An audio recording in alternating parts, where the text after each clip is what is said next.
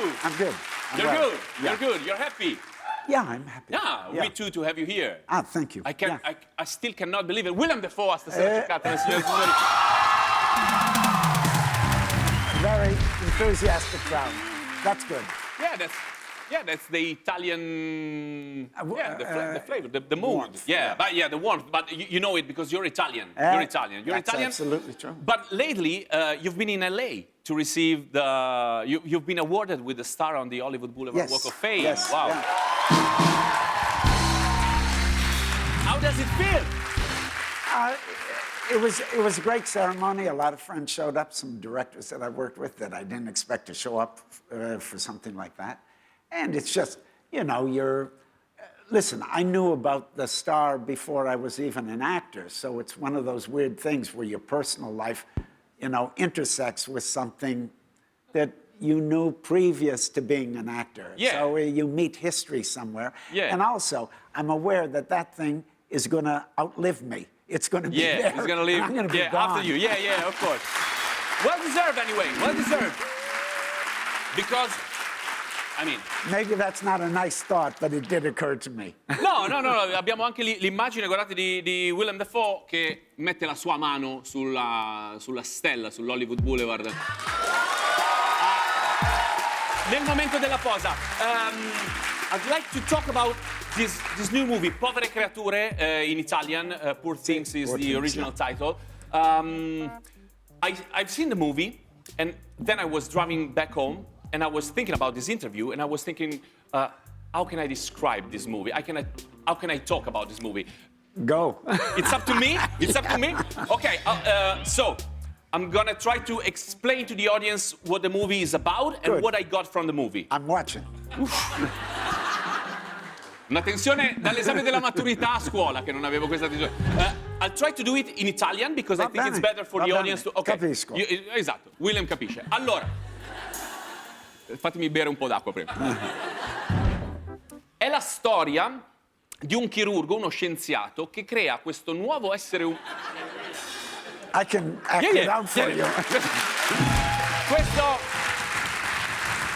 Questo nuovo essere umano che ha il corpo di una donna, ma il cervello di una bambina piccola. No spoiler about how did it happen. No spoiler, ok? Ok. Ok. Succede questa cosa qua.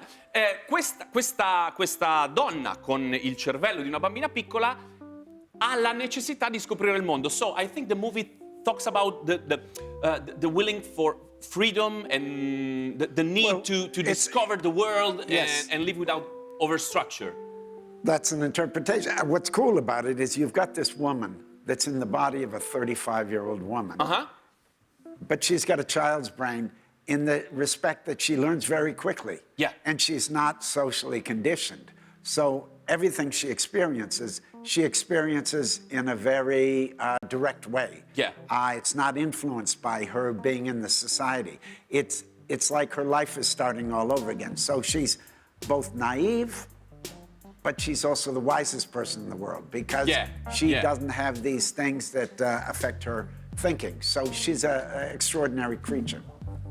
È quello che volevo dire. È quello che volevo. Ma lui l'ha detto meglio. And it's a tremendous movie.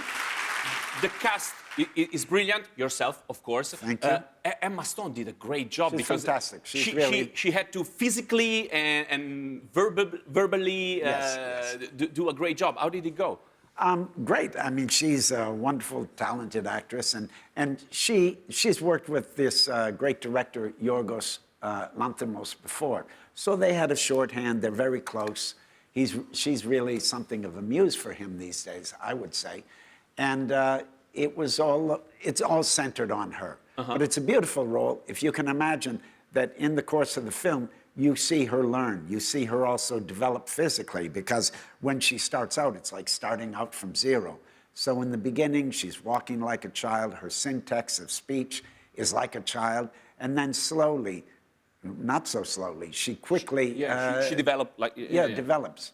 And so we're seeing the world through her eyes, unconditioned by society. And it's really good for the satire of realizing how oppressed we are by social conditioning sometimes and certain conventions. Yeah, and what do you think the first time you read the script? Because you had to handle with a lot of blood. I was watching the movie and my palms were sweating because I am sensible to that. Yeah. Have you the same problem? No, no. I grew up. I grew up in a medical family. Okay, so my it's a father Monday was- morning for you. It is. I Yeah. mean, I grew up around clinics. Why? Because my father had a clinic, he was a surgeon, my mother was a nurse, 5 of my sisters are nurses, one of my brothers is a transplant surgeon, so I'm in that milieu, and it's something I feel comfortable in. Also, when I was a kid, I used to be the janitor at this clinic.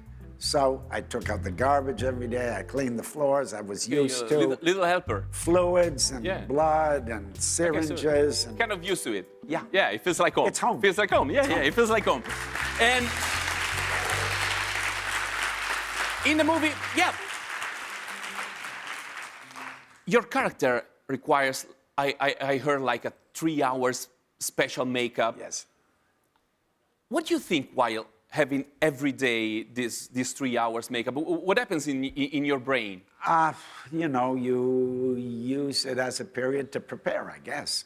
And as they're applying the makeup, you sit in the chair, you can't sleep or anything, you have to work with them. And they're applying the pieces, and you're looking in the mirror. And you see yourself go away, and you see this other character emerge. And that really helps you, because then when you start your day, you don't look like yourself, you don't feel like yourself, and it really invites you to consider other circumstance. It really helps you to imagine your life differently. So it's not fun, but you use it in a positive way to prepare and enter the character, really. Yeah, and when all the other members of the cast arrive to the set, you're all geared up. Sometimes I would get called at 3 in the morning. Wow. And I'd be ready for work, all dressed and my makeup on, and they'd be coming in, you know, having coffee. I was like set to go. It's like, let's go. And what can we say? Because this movie is really deep, it's really meaningful, but it's also funny in a way. Yeah. And what can we say about Mark Ruffalo? Mark Ruffalo, it's Another a beautiful part. great performance. He's like a Don Giovanni that takes her and has an adventure with her. And the truth is, she wears him out. And there's lots of good jokes about the relationship between men and women in that.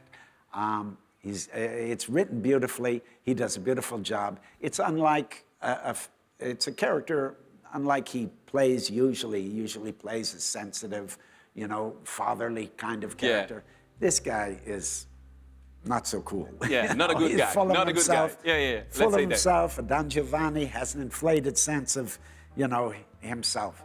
And that's the source of a lot of the comedy. And you got a special bond with him, don't you? Well, we both grew up in the same part of the country that's not necessarily known for producing actors. So, a state called Wisconsin, which is like north of Chicago. So we have that, and we're both New Yorkers for many years, so there's that bond, and we both come from the theater. Okay, that's the thing, but we checked this Instagram profile, okay, I don't have the picture right here, but we found some picture of you, him, and some alpacas. Yes. Yeah. Whose alpacas are they? Okay, yeah, that's it. Is it yours? Is it his? Yeah, no, that's one of our alpacas. And that alpacas, One of? How many you have? 13. 13 alpacas? Yeah. Okay, what'd you do with that? What do I try to give them a good life. Oh, wow. I do take their wool. Yeah? But I try to give them a good life. Do they have names? Of course. All of them? They've all got personalities. They're very... Who's this alpacas guy? are very Who's this guy? Beautiful. This is Hermes. Hermes. Hermes. Or Hermes. Okay. And Oh, wow. He's special because his mother rejected him. And, His mother? And the veterinarian that was helped us because it was a hard birth, the mother rejected him, and he was going to die, and the veterinarian said, just leave him, he's going to die. But my wife gave him mouth-to-mouth resuscitation, and he came back. She gave him arnica, and he grew up in the house. Your with wife did what? Sorry? You know, Yeah, like mouth to mouth. yeah. But like the alpaca was on a table. And he was on the ground. That's a miracle. Yeah, a miracle. That's a miracle. And he came back, and he grew up in the house with us bottle feeding him like every 2 hours, like every a pet, child, yeah. like 3 hours. And now he's returned to the other alpacas, and it's a little lesson in socialization and identity and How cool is community. that? Because he used to be very sweet with us, he still is, but now he's becoming more and more wild as he gets with them. Yeah. And what kind of animals are they? Are they like lovely? They respond to you? Yeah, in fact, they use them for pet therapy. Some people that have trouble relating, they use alpacas to interact with. Do you shave them?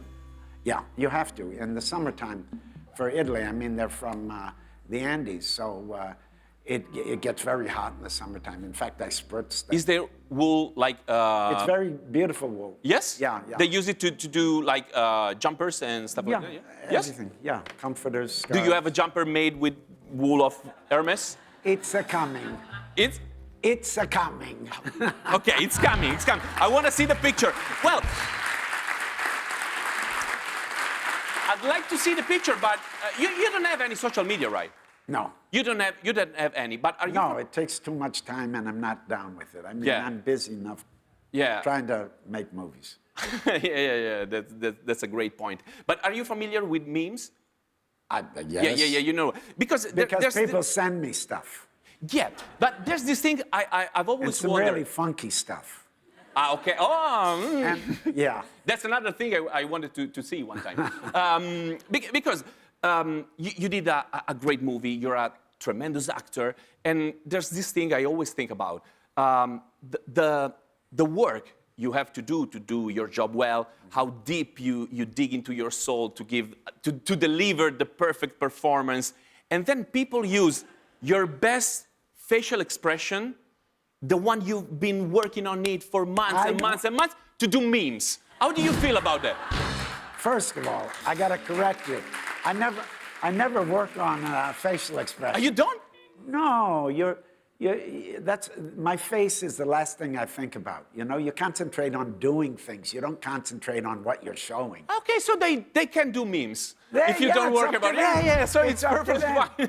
But have you ever seen this? Yeah. Yeah.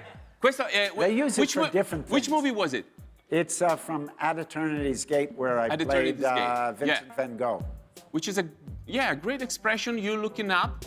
In questo caso il meme è gli inglesi quando vedono il sole dopo 86 giorni e cercano di trovare la luce gialla nel cielo. Yeah. You know. It happens. You can do anything about it. Tante palle. È un'espressione meravigliosa. Willem, thank you very much for being with us. It's been a great pleasure to have you here.